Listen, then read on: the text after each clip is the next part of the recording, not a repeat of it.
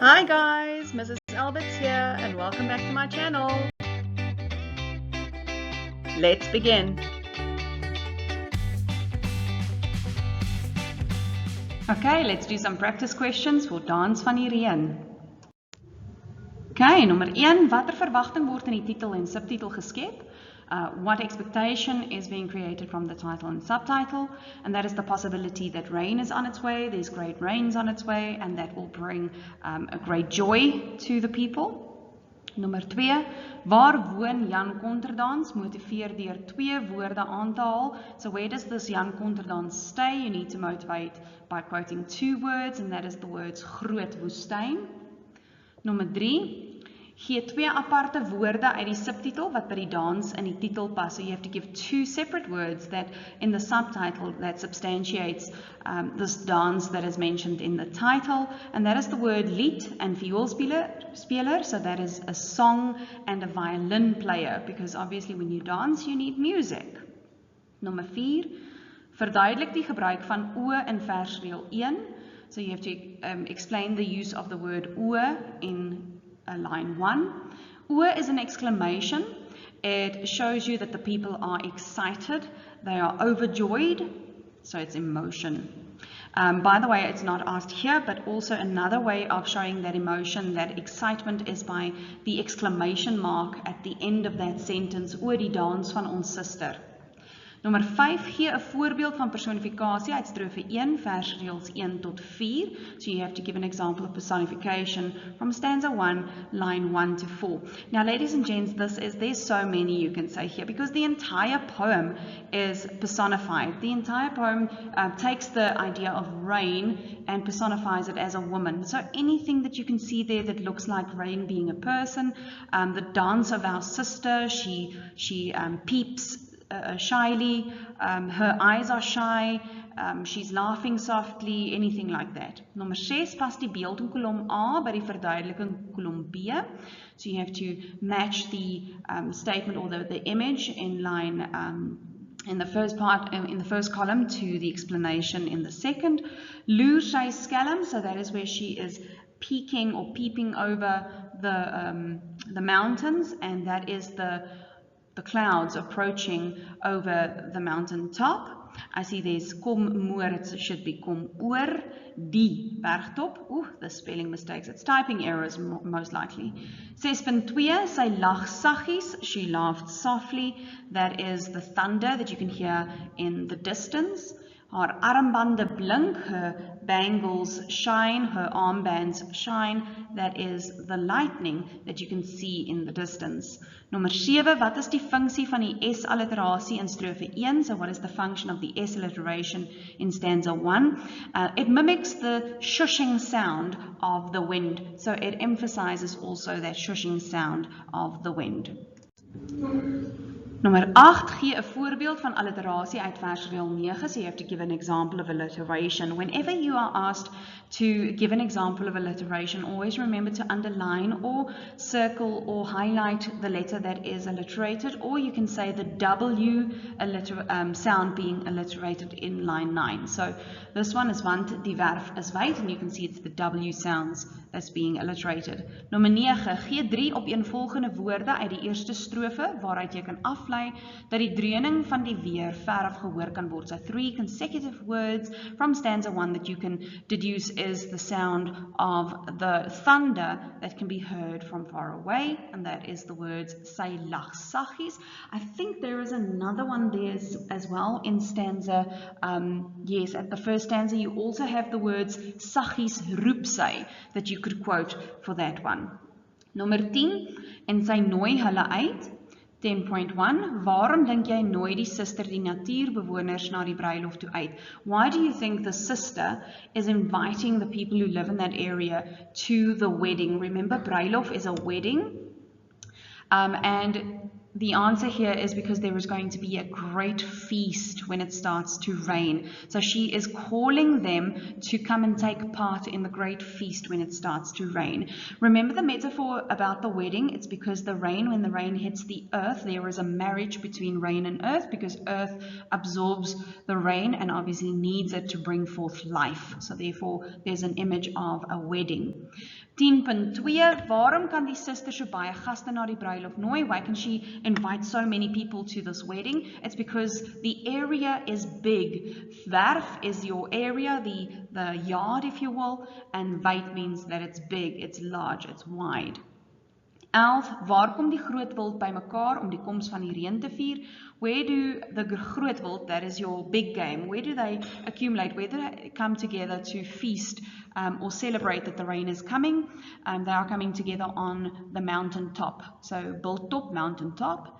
12 Die grootwild jaag uit die vlakte. Gee 3 voorbeelde van grootwild. Now, they never mention anything in your poem, so this is you needing to know what big game is. So big game could be anything from a kudu to a springbok, it could be elephants, could be hyenas. I almost said camel horse because we always joke in Afrikaans that kameelperd is camel horse in English.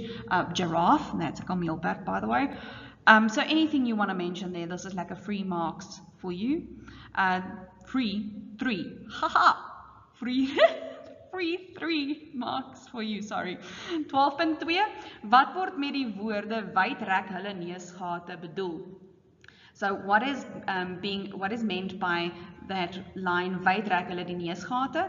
Hulle neusgate, that is their nostrils. So that they widen their nostrils when they smell something. So if you've seen big game, especially your bucks, like your kudus and stuff, their nostrils open and close when they smell something. So that is what is happening here. Okay, 12.3 Waarom is die groot wild so bly om die suster te sien? Why is the big game so happy to see the sister?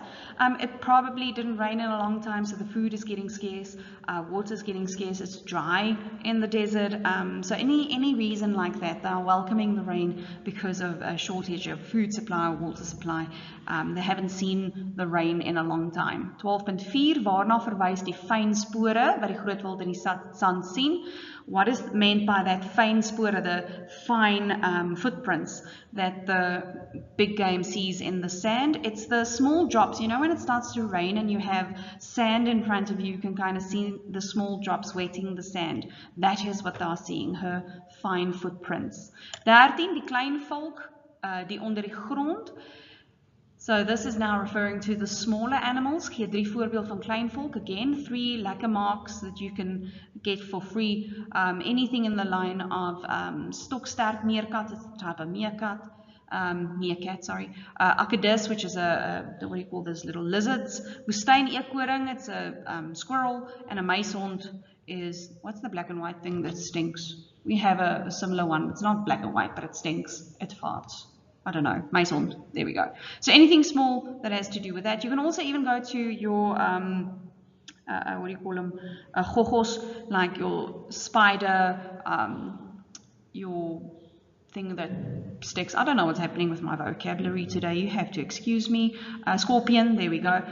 Anything like that. So 13.2, waar bly die klein volk? Where do they stay? They stay underground. 13.3, wat is die reaksie van die klein volk wanneer hulle die reën hoor? So what is their reaction when they hear the rain? They come out of their holes, they come out to come see. So you've got an image here of your meerkat coming out of its hole and looking at the rain approaching. 13.4, hoe wys die klein volk dat hulle die sister respekteer? How do they show respect, that they respect the sister? They are crawling closer. So crawling, it's a form of, you know, being low and humble and almost bowing in front of her, but we know that little creatures like that, that's how they walk. 13.5, watter 2 dinge doen die klein volk as hulle besef dit gaan reën? So which 2 things do they do when they realize it's going to rain? They crawl closer and they are singing softly. Okay, number 14, watter sintuie gebruik die groot wild en die klein volk? So what senses do the groot wild and the klein volk use? They use smell, reuk, that's smell, and we know that because it says neusgate rek wyd. They use their sight, sig, because they can see the fyn spore in the sand. It's smaak because they are swallowing the wind, the word sluk die wind. And then hearing because they can hear the dragging of her feet in that stanza. 15, waarom word sister met 'n hoofletter geskryf? Why is sister being written with a capital letter? Because the word sister is being used as a proper noun, it's the name. Then 16, wie is die sister in die gedig? Easy question, who is the sister? It is the REEN that is being personified. 17, wat is die funksie van die herhaling van sister en jy het gekom in reël 17? So that is where the klein volk is singing ons sister, jy het gekom, jy het gekom. It is for emphasis and it emphasizes the happiness. They are overjoyed, they are happy, they are excited of all the small animals and insects. The fact that there is quotation marks in that section tells us that they are singing it. So it just means that they are showing respect, they are happy that she is there. 18, wat beklemtoon die uitroepteken in vers 17? So at the end of that sentence, the same as with sentence 1, you've got an exclamation mark, and what does that emphasize? It emphasizes their joy. They are quite happy that she is here.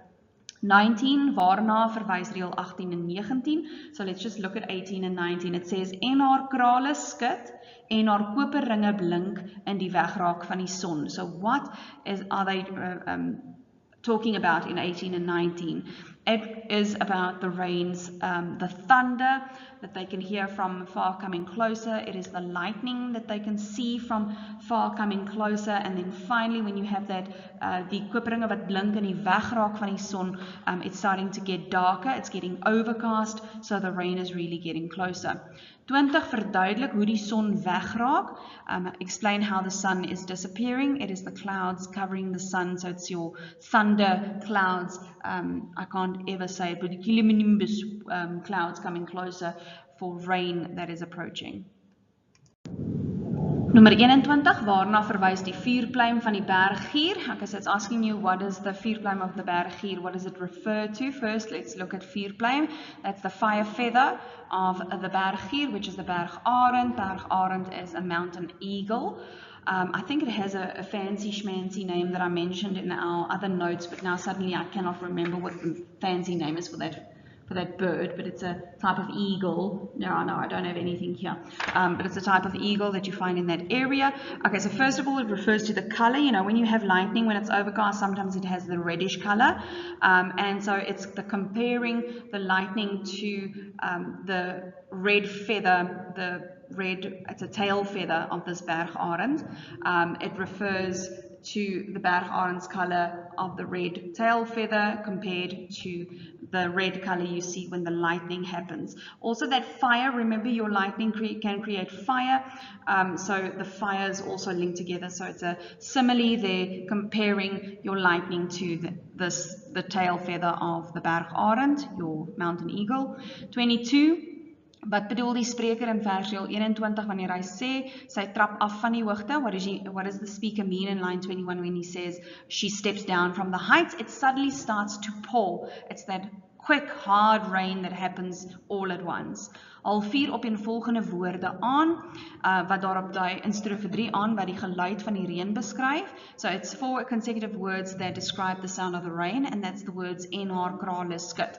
That could be the rain falling on the earth, or it can also still be your thunder, but it is the best one to look at in stanza 3 for the sound of rain. Hoe verander die bergtop in die slotstrofe? How does the mountaintop change in the final line? So we've had bergtop right there in line 2 in the beginning. So how does it look now? Well, you cannot see it anymore because she sprayed her FAL karos. So that's a grayish color skin rug.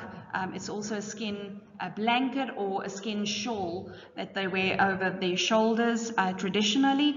So I want you to have this picture of when she opens her arms while holding the shawl, she is making a big basically grey area. So you have the clouds and the rain covering the entire area. The rain is falling far and wide. Nommer 25, verduidelik wat met vers 22 bedoel word. Sy sprei die valkaros met al 2 arms uit. I just explained that again in the previous one. So it's basically what is being meant. What are they trying to describe by saying that she's spreading her valkaros? It is now that everywhere where you look there is rain. It's raining hard and everything is grey and dullish. 26, haal 'n frase uit die slosstrofe aan wat sê dat die wind gaan lê. So you need to take out a phrase from your final stanza to say that the wind stopped, there's no more wind, and that is the words asem van die wind raak weg. Now remember, you cannot quote the entire sentence. Sorry, Ninja cough snuck up on me there. So you have to make sure that when they ask for a phrase, you cannot quote the entire sentence. So look for something that is a little bit shorter, and we have the asem van die wind raak weg, which means the breath of wind disappears. So when your breath disappears, it means that there's no wind moving in or out. So there's no movement of air at all anymore. Nommer 27 verduidelik waarom die eerste en slotreël van die gedig dieselfde is. So explain why the first and last line of this poem is exactly the same. So it's that oor die dans van ons sister, and then the last line in 24, oor die dans van ons sister. Why is it the same? It shows, it's to emphasize everybody's happiness, everybody's joy that she is coming. In line 1, you've got the expectation of rain coming, and 24, the promise of rain has been completed. It is here, so it makes the poem go full circle. Nommer 28, vergelyk die gedig met 'n lied. Watter eienskappe het die gedig en 'n lied in gemeen? So you have to now compare this poem to a song. It can be any song. Which attributes of the poem can you see in songs? Well, first of all, we've got, and I see I don't have everything here, but you've got the song telling a story. Most songs tell stories, especially your country songs, by the way. But this one tells a story, as well as you have repetitive words. You've got words that repeat right through the poem, images that repeat right through the poem. I don't want to go so far as to say there is a chorus, because there isn't a chorus, but if you look at words like, for example, oor die dans van ons sister, we get that again in line 17, ons sister, jy het gekom, so there's lots of repetition. We get repetition in our songs as well. And then finally it ends with oor die dans van ons sister. We also have the words like, for example, sound bridge words. We've got words like, for example, sy lag saggies, saggies roep sy. We've got things like, for example, again, in sing saggies, that's the animals. In krale skit, en haar koperinge blink. And we've got things like your alliteration and assonance, which we also find in songs. So I know I said a lot more than that is on your number 28's answer, but I am broadening it for you because in the exam they might open the memo and add more things. Then 29, gee twee woorde uit die gedig wat 'n mens met 'n lied assosieer. So 2 words that you associate with a song. It's the words sing en dance, so to sing and to dance. 30, hoe weet die leser die storm het oor die woestyn losgebars en nie oor ander landskappe nie? How do you know that the storm broke out over the desert and not over any other area? It's specifically being referred to the Kalahari woestyn. The reason they say that the words groot woestyn is another name for the Kalahari woestyn. So that is how we know that this is that area and nothing else. It's words like the sant, when we see the sand. It's the type of animals, big game, small game. All those types of things are things that we see in the Kalahari. It's also a very traditional poem, talking about the rain dance.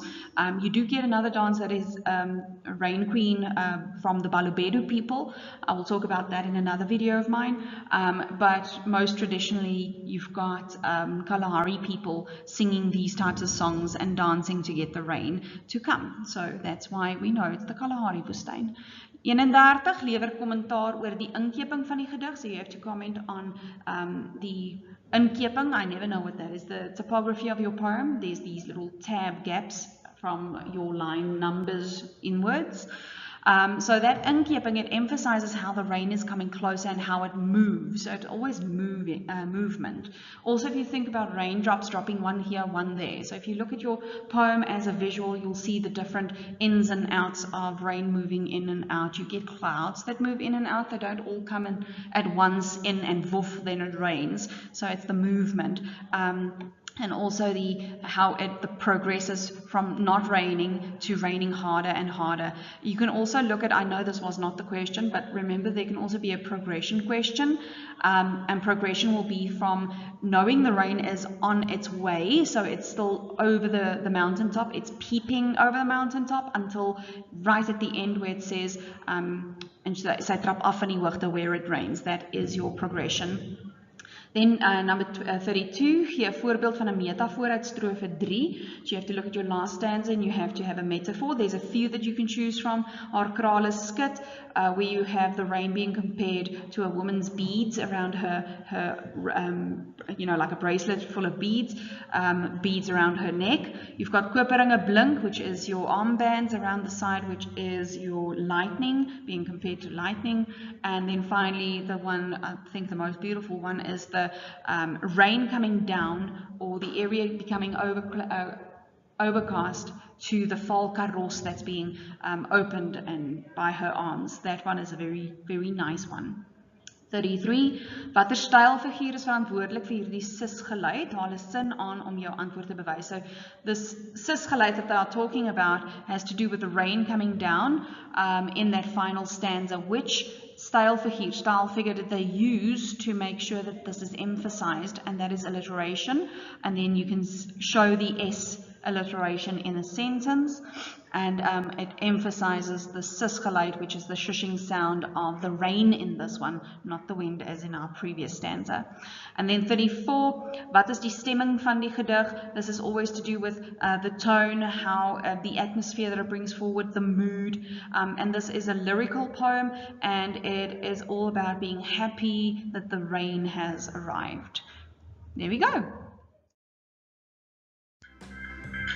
Thanks for watching, guys. Remember, if you've got any questions, you can follow me on Instagram at Afrikaans Classroom. Please subscribe to my channel for more videos, like and share.